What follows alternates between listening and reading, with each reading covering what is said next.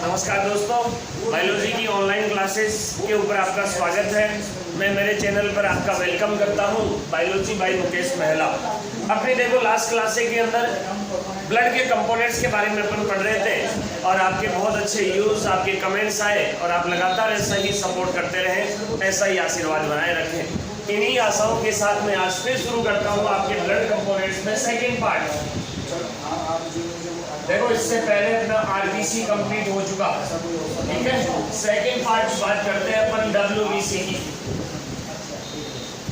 WBC second topic है अपना, इसका सेकेंड पार्ट है। प्लाज्मा अलग हो गया, ब्लड कार्पल्स के अंदर सेकेंड पार्ट कौन सा है अपना? डब्ल्यूबीसी, ठीक है दोस्तों। तो डब्ल्यूबीसी को बोलते हैं श्वेताणु। श्वेताणु फुल फॉर्म सारे जानते हो, व्हाइट ब्लड कार्पल्स। श्वेताणु को बोलते हैं ल्यूकोसाइट्स। ल्यूकोसाइट्स श्वेताणु या ल्यूकोसाइट कहा जाता है इनको। देखो आरबीसी की अपन ने विशेषता देखी, वो अलग थी, इसकी विशेषता अलग होती है। ये एक तो गोल बड़ी केंद्रक युक्त, देखो उनमें केंद्रक नहीं था, जबकि इनके अंदर क्या पाया जाता है? केंद्रक पाया जाता है। और कैसी? श्वेत या बोल दे रंगहीन कणिकाएं होती है जी दोस्तों।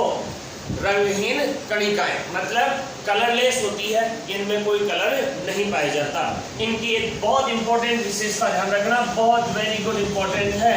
वो विशेषता है कि इनके अंदर अमीबीय गति पाई जाती है। तो कई बार क्वेश्चन आ जाता है कि ब्लड की ऐसी कौन सी कोशिकाएं हैं, ब्लड की ऐसी कौन सी सेल है जिनके अंदर अमीबीय गति पाई जाती है, जब या वो अमीबीय गति को प्रदर्शित करती है। तो क्वेश्चन में कई जगह आया है ल्यूकोसाइट्स, बहुत गजब का क्वेश्चन है। ऑप्शन में डब्ल्यूबीसी नहीं देता, वो क्या लिख देता है? ल्यूकोसाइट। अब जिन्होंने अलग अलग नाम नहीं पढ़े वो फिर परेशान हो जाते हैं, साहब ये तो हमारे तो था ही नहीं। आएगा क्वेश्चन वहीं से, आरपीएससी हो चाहे यूपीएससी हो चाहे आपके अदर बोर्ड यूनिवर्सिटी हो, वो आपकी नाक के नीचे से क्वेश्चन निकालने की कोशिश करता है। और मैं यही चाहता हूँ कि बायोलॉजी आपकी बहुत अच्छे से तैयार हो जाए। अच्छा जी, अगली इनकी संख्या होती है 6 से 7 हजार ओनली। उनकी लाखों में, इनकी हजारों में, 1000 प्रति घन मिमी। हाँ जी, जीवन काल इनकी लाइफ फेज, जीवन काल 4 से कितनी? 5 दिन। ओनली 4 से 5 दिन ये जीवित रह पाती है। इनका जो निर्माण होता है, निर्माण वही बोन मेरो में होगा। निर्माण अस्थि मज्जा में, डब्ल्यूबीसी का निर्माण किसमें होता है दोस्तों? अस्थि मज्जा में। ये तो इनकी कुछ फैक्ट वाली चीजें थी, कुछ इंपॉर्टेंट वाली चीजें थी। अब कुछ एक और चीजें मैं आपको बताऊं कि जैसे शरीर में डब्ल्यूबीसी की संख्या का बढ़ना, एक तो संख्या बढ़ सकती है और एक संख्या इसके अंदर घट सकती है। तो बढ़ने को तो कहते हैं संख्या का बढ़ना, ल्यूकोसाइटोसिस बढ़ना, ल्यूकोसाइटोसिस। याद रखना टर्मिनोलॉजी। डब्ल्यूबीसी की संख्या का बढ़ना क्या कहलाता है? ल्यूकोसाइटोसिस, डब्ल्यूबीसी की संख्या का बढ़ना। और कमी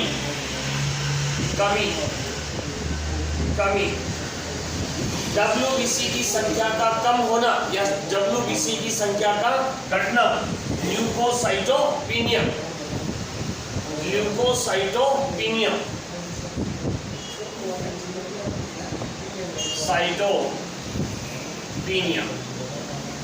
देखो जी, अब इनके अंदर कई बार क्वेश्चन को टिपिकल बनाने के लिए इस चीज को थोड़ा सा वो लेंदी करने के हिसाब से ये कह देता है कि कौन सी स्थिति में, कौन से ऐसे विकार या ऐसी कौन सी स्थिति है जिसके अंदर कैंसर या एड्स या टीबी या रक्त कैंसर उत्पन्न होता है। और टर्मिनोलॉजी ये दे देता है दोनों, और 2-4 और डाल देगा, डब्ल्यूबीसी वाली डाल देगा, आरबीसी वाली डाल देगा। तो देखो ल्यूकोसाइटोसिस, ल्यूकोसाइटोसिस का मतलब है ल्यूकेमिया। ल्यूकेसाइटोसिस से क्या उत्पन्न होता है? ल्यूकेमिया। और ल्यूकेमिया क्या है? रक्त कैंसर है, रक्त कैंसर।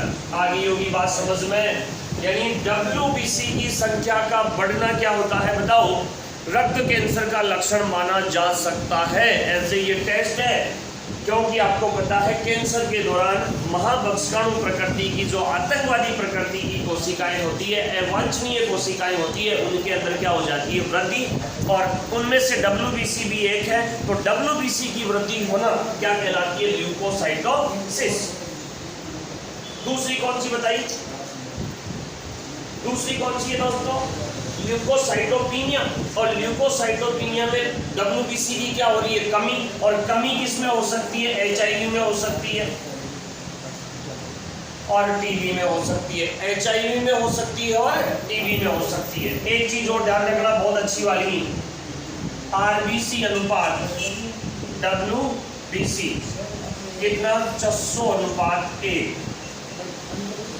ये WBC से इंपॉर्टेंट कुछ चीजें मैंने बता दी आपको, बहुत अच्छी वाली चीजें मैंने आपको समझा दी, याद भी होगी। बायोलॉजी को बिल्कुल आउटलाइन से, ड्रॉ आउटलाइन से एक कंसेप्ट के हिसाब से समझो। अब वो लाइनें रटने का समय नहीं है आपके पास, और ना ही अपने पास रटनी है। तो सबसे पहली चीज तो इनका दूसरा नाम क्या है? ल्यूकोसाइट्स। कैसी होती है? गोल और बड़ी केंद्रक युक्त होती है। अगली, गति कौन सी प्रतिपादित करती है? ये अमीबीय गति। संख्या कितनी? 6 से 7 हजार। ठीक है। जीवन काल कितना? 4 से 5 दिन। निर्माण कहाँ? वही बोन मैरो के अंदर। ठीक है, वही बोन मैरो के अंदर। WBC की संख्या का घटना ध्यान रखो, ल्यूकोसाइटोसिस। याद कर लो, ल्यूकोसाइटोसिस। और ल्यूकोसाइटोसिस से क्या उत्पन्न हो सकता है? ल्यूकेमिया या रक्त कैंसर। और कमी को क्या बोलते हैं? ल्यूकोसाइटोपिनिया। और ल्यूकोसाइटोपिनिया इसमें होता है एड्स और TB में। और ये मैंने बता दिया WBC और RBC का अनुपात। ये था दोस्तों आपका WBC का नॉर्मल सा परिचय, नॉर्मल सी चीजें। एक बार इसका स्क्रीनशॉट लेंगे आप।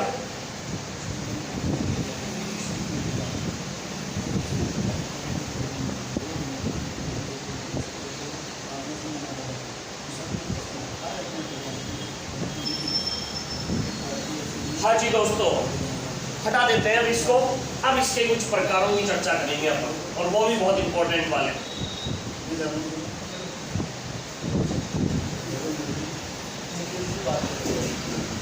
ठीक है। हाँ जी, हाँ जी। अब देखो इसके प्रकारों, टाइप्स ऑफ WBC। प्रकार,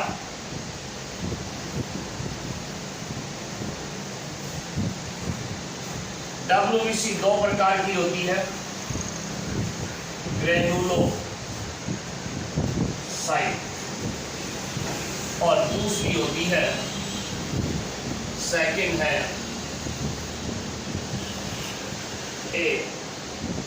ग्रेनुलोसाइट।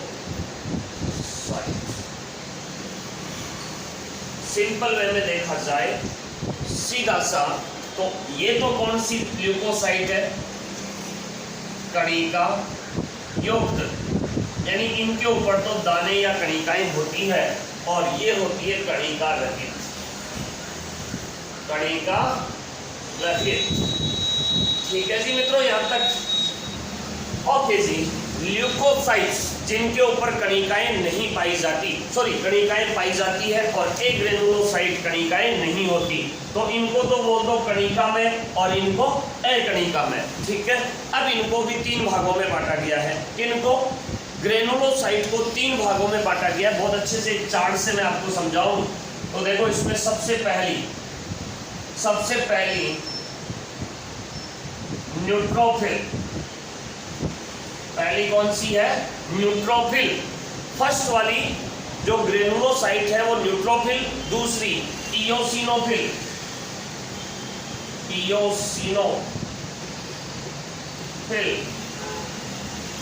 और तीसरी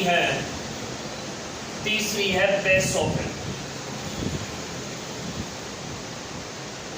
कितने प्रकार की होगी मित्रों? ग्रेनुलोसाइट 3 प्रकार की, न्यूट्रोफिल, इयोसिनोफिल और बेसोफिल। इनमें से देखो सबसे पहली कौन सी है? न्यूट्रोफिल। तो न्यूट्रोफिल अम्लीय व क्षारीय अभिरंजक द्वारा अभिरंजित। अम्लीय व क्षारीय अभिरंजक कोई सा भी हो जाए किसी भी प्रकार, क्योंकि देखो पता है ये रंगहीन है, और रंगहीन है तो इनको क्या करना पड़ेगा? अपन को कलर करना पड़ेगा, स्टेन करना पड़ेगा। तो कौन सा स्टेन मटेरियल चाहिए? चाहे बेसिक हो चाहे एसिडिक हो, दोनों से ये क्या हो सकती है? स्टेन हो सकती है। और कैसी? लाइट वॉयलेट, हल्के बैंगनी, हल्के बैंगनी रंग, हल्का बैंगनी रंग इनका प्राप्त होता है जब आप इनको क्या करते हो? स्टैंड करते हो। इनकी एक मेन कार्य देखना, इनका कार्य है कोशिका पारण।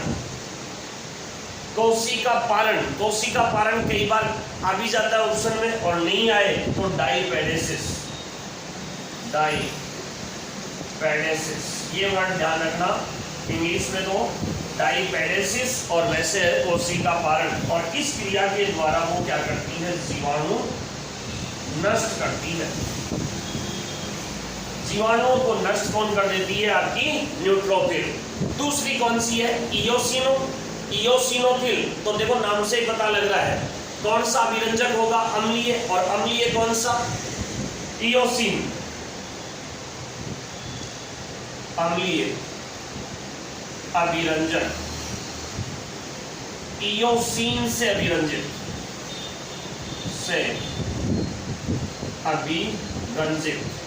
मतलब इनका स्टेन मटेरियल कौन सा है? इयोसिन है। और इयोसिन में अभिरंजित कैसी होती है? ये लाल गुलाबी, कैसी दिखाई देगी? लाल या गुलाबी रंग की।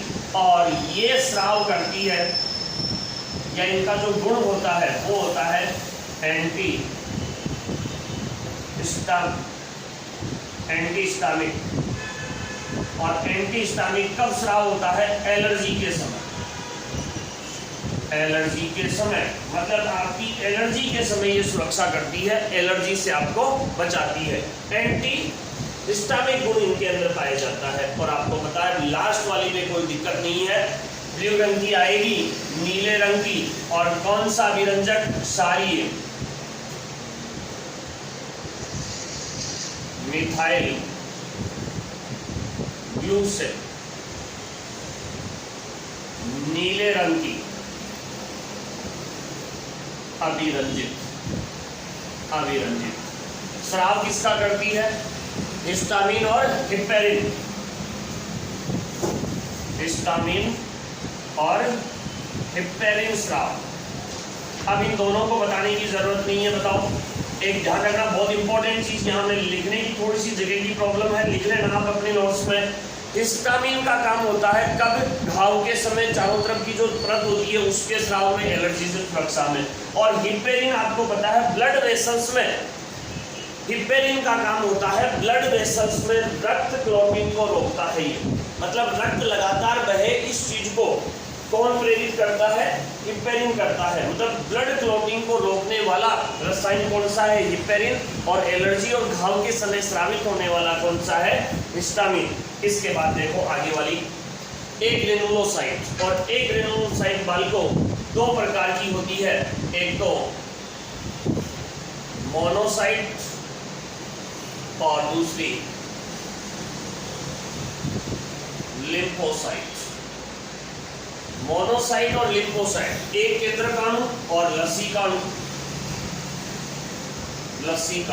देखो मोनोसाइट की थोड़ी चर्चा करें, ये बड़े आकार की होती है, बड़े आकार की। सबसे बड़ी डब्ल्यूबीसी का नाम पूछ ले तो मोनोसाइट्स, बड़े आकार की। और भक्षकाणु, भक्षकाणु का मतलब समझ गया ना, रोगाणुओं को भक्षण करती है, इसलिए इनका नाम है माइक्रोफेजेस।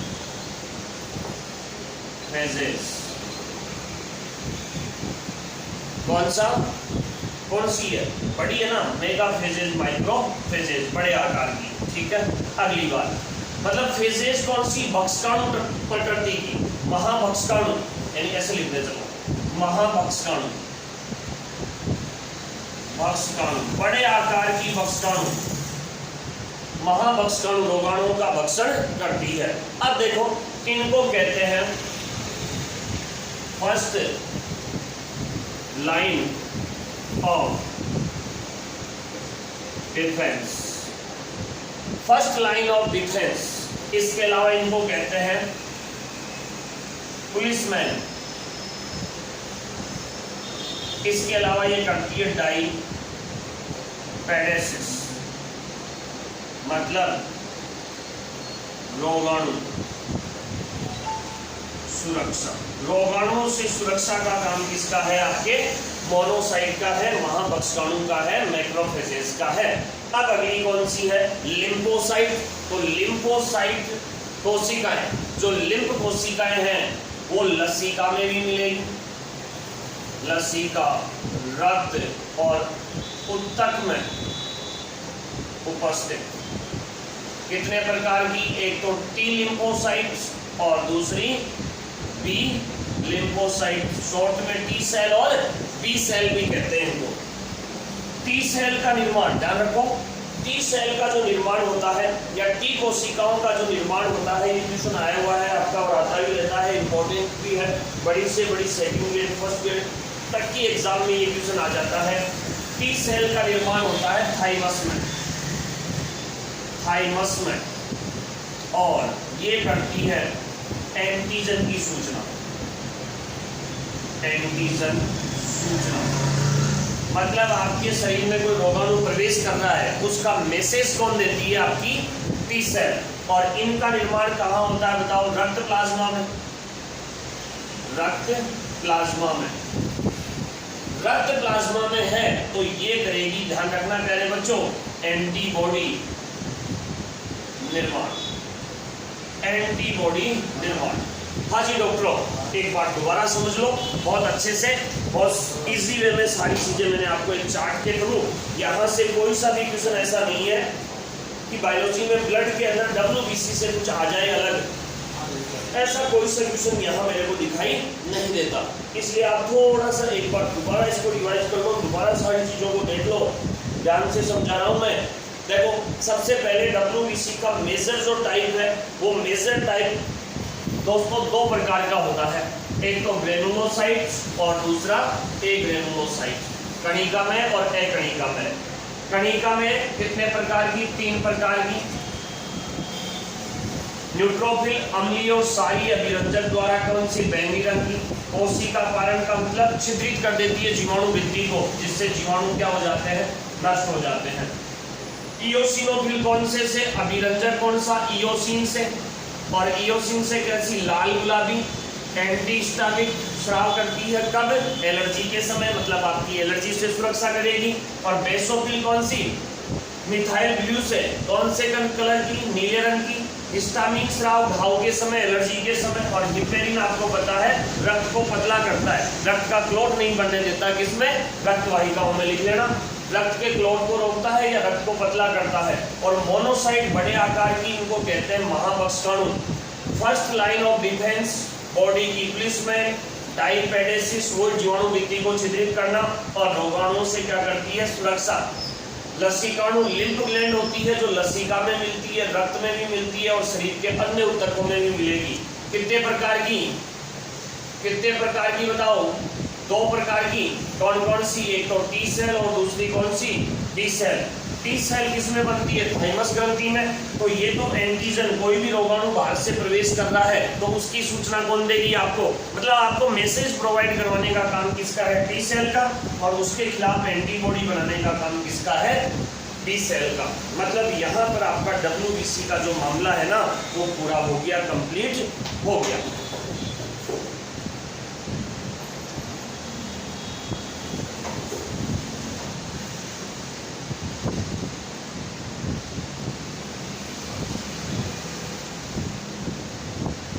ले लिया आपने इसका स्क्रीनशॉट?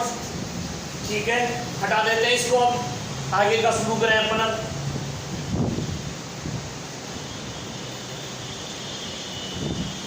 लास्ट इसका ब्लड का कंपोनेंट्स अपन चर्चा में रखेंगे अब, और वो कौन सा आएगा, रुधिर प्लेटलेट्स।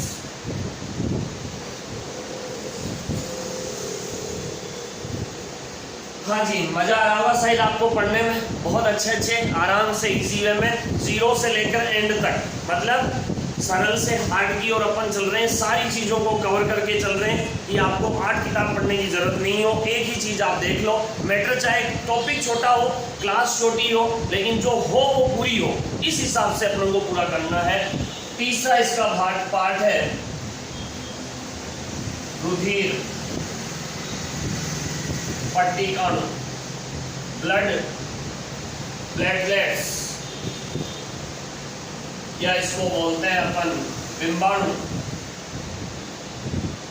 बिंबाणु या थ्रोम्बोसाइट, याद रखना, बिंबाणु या थ्रोम्बोसाइट, ये भी रुधिर की कोशिकाएं हैं।